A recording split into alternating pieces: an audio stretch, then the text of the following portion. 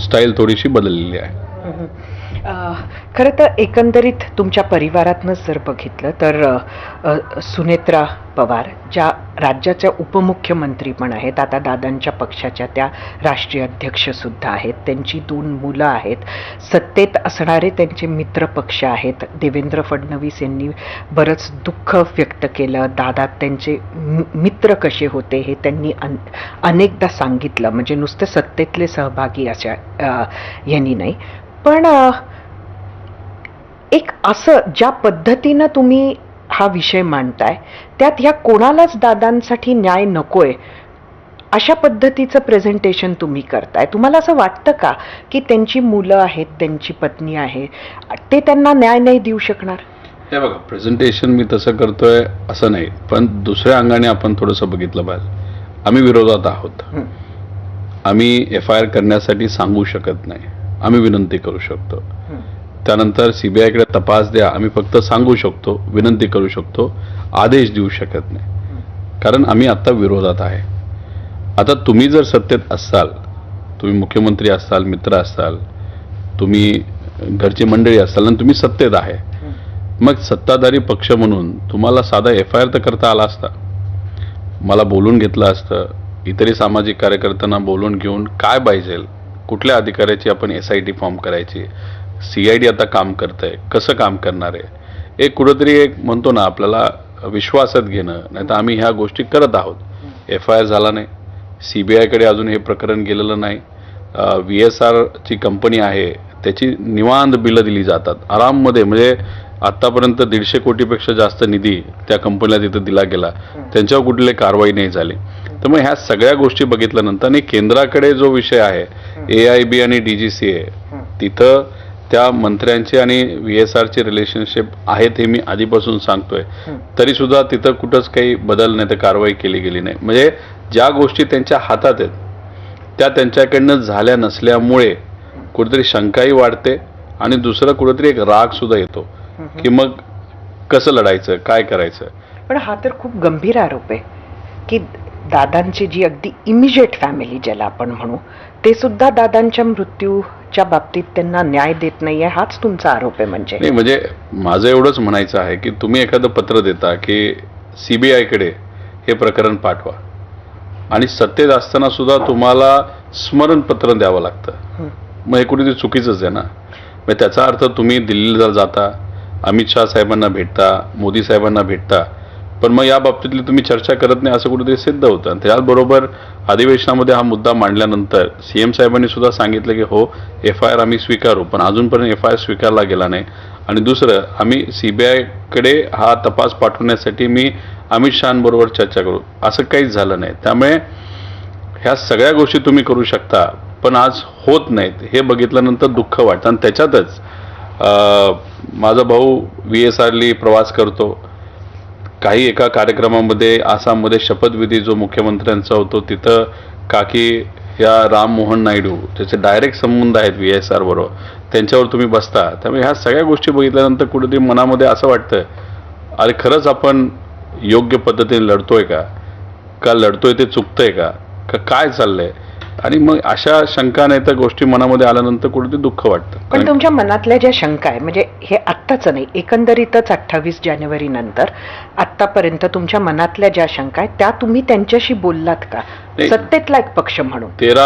13 दिवस जेव्हा होत होते तेव्हा आमची चर्चा तिथं सुरू होते. 13 दिवस झाल्यानंतर प्रेझेंटेशन केल्यानंतर जय असेल, मध्ये पार्थ असेल, एकदा दोनदा फक्त बोलणं झाले, पण परत पुढं काही त्या ठिकाणी बोलणं झालेलं नाही. आणि त्याच्याचबरोबर आमच्याकडे अजून पुरावे आहेत, पण विषय एवढाच आहे की आम्ही सुद्धा या बाबतीतलं राजकारण होऊ नये याची दक्षता तिथं घेतोय. त्यामुळे AIBचा रिपोर्ट एकदा आला फायनल, लवकर यावा अशी आम्हाला इच्छा आहे. आणि CIDचा एक प्रिलिमिनरी रिपोर्ट आला तर मग आमच्याकडचे असणारे पुरावे आणि त्यांनी दिलेला रिपोर्ट हे आम्ही कम्पेअर करणार आणि मग खरंच योग्य दिशेने हा तपास चालला का एवढं फक्त आमच्या लेवलवर आम्ही बघणार. रोहितजी, माझा जो पुढचा प्रश्न आहे तो प्रश्न विचारत असताना मी आधीच त्याला एक डिस्क्लेमर देते. मला आपल्या प्रयत्नांच्या सिन्सेरिटीवर कुठलीही शंका नाही, पण तरीही आपण लोकप्रतिनिधी आहात, आपल्याला इतक्या जवळून नियम कायदे सगळे माहिती आहेत. अशा वेळेला आपण एफ आय आरचा जो आपला हट्ट आहे, आपल्याला माहिती आहे की जेव्हा अपघाती असं काही निधन होतं तेव्हा ADR होतो, जो ADR दादांच्या बाबतीत झालेला आहे. त्यात तपास यंत्रणांचा रिपोर्ट येतो. रिपोर्ट आल्यानंतर जर त्याच्यात कुठला गुन्हा सिद्ध झाला तरच FIR होतो. त्यामुळे हे तर आपल्याला माहिती आहे, पण तो FIR दाखल करून घेण्यासाठी जसं की सरकार ते करत नाही आहे आणि करायचं नाही आहे हे म्हणून कर्नाटकमध्ये जे काय तुम्ही घडवून आणलं, त्यामुळे एकंदरीत दादांच्या मृत्यूचं कुठंतरी राजकारण किंवा गिमिक किंवा ज्याला आपण नॅरेटिव्ह सेट करणं म्हणतो, असं होतंय का? बरं, 2019ला असाच एक ॲक्सिडेंट मुंबईमध्ये झाला होता आणि जे एक माजी खासदार भाजपचे आहेत तिथं 6 जण दुर्दैवी मृत्यू झाले होते आणि किरीट सोमय्यांकडे हा सगळा परिवार गेला ज्यांचा मृत्यू तिथं झाला होता आणि त्यांनी सांगितलं FIR आपल्याला करावं लागेल. ADR तर त्यांचा सुद्धा झाला होता. किरीट सोमय्या या पोलीस स्टेशनला गेले. तिथं त्यांनी पोलीस स्टेशनमध्ये थोडासा दंगा केला, नाहीतर प्रामाणिकपणे विषय मांडला असं आपण म्हणूया. FIR झाला. आता तो इन्सिडन्स आणि ह्या इन्सिडन्समध्ये काहीच फरक नाही. मग हा भेदभाव का? दुसरं, ADR म्हणजे काय की माणूस सायकलवर चाललाय, पडला, डोक्याला लागलं म्हणून मृत्यू झाला. मृत्यू कशामुळे झाला हे ADR मध्ये येतं. मग आता विमानमध्ये दादांचा ॲक्सिडेंट झाला, त्यात जळून मृत्यू झाला का मार लागला म्हणून मृत्यू झाला. आता हे फक्त एक टेक्निकल कारण झालं की माणूस कशामुळे गेला. पण मी काय म्हणतोय की याला क्रिमिनल कॉन्स्पिरसी आहे, म्हणजे ह्याला एक वेगळं अंग सुद्धा आहे आणि ते जर आपल्याला बघायचं असेल तर FIR असणं हे महत्त्वाचं आहे.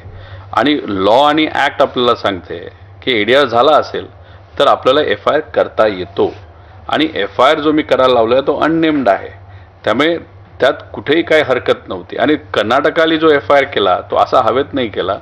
त्यांनी FIR केला, तो त्यांनी मान्य केला, तो त्यांनी लोकल कोर्टाकडे पाठवला, तिथला लोकल कोर्टाने अप्रूव्ह केला, तो त्यांच्या DGPकडे गेला, त्यांनी इथं पाठवला. त्यांनी सगळी टेक्निकल लीगल चार एजन्सीज आज त्याचा तपास करतात. कोण करतात? दादांच्या CID करते, ते AIB करते, ते DGCA करते, AIB तपास करते. AIBच्या प्रिलिमिनरी रिपोर्टमध्ये चूक आहेत, म्हणजे त्याच्यामध्ये ते लेफ्टला वळलं का राईटला वळलं हेच AIBला माहीत नाही. याच्यावरनं तुम्ही समजून घ्या की किती चुकीच्या पद्धतीने तपास झाला आहे.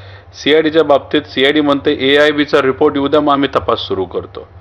म्हणजे AIBचा रिपोर्ट म्हणजे 2023ला जो ॲक्सिडेंट झाला होता मुंबईमध्ये, त्यात मृत्यू कोणाचा झाला नाही, अजून तो रिपोर्ट आलेला नाही. असे 6 रिपोर्ट आहेत, 3-4 वर्ष झालं रिपोर्ट आलेला नाही. मग CID म्हणतो तो रिपोर्ट येऊ द्या. अहो पण तो टेक्निकल रिपोर्ट आहे. तुम्हाला का घेण्यात आलेलं आहे की तुम्ही क्रिमिनल अँगल बघायचा आहे. मग CDR कोणाचे होते, कोण तिथं होतं, मी जे काय बोललोय त्याच्या काय मध्ये तथ्य आहे का, या सगळ्या गोष्टी कुठे ते बघायला लागतील. त्यामुळे क्रिमिनल कॉन्स्पिरसीला जो एक वेगळा अंग असतं ते तपासण्यासाठी CID आहे.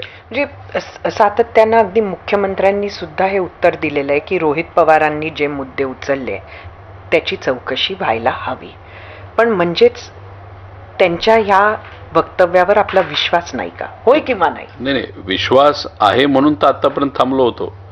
त्यांनी अधिवेशनामध्ये सांगितलं होतं की मी जेव्हा दिल्लीला जाईल तेव्हा होम मिनिस्टर साहेबांशी भेटेल आणि CBIच्या बाबतीत जी काही एन्क्वायरीची मागणी माझ्याकडनं पण आणि अजितदादांच्या पक्षाकडनं पण झाली ती त्यांच्यावर चर्चेत आणेल.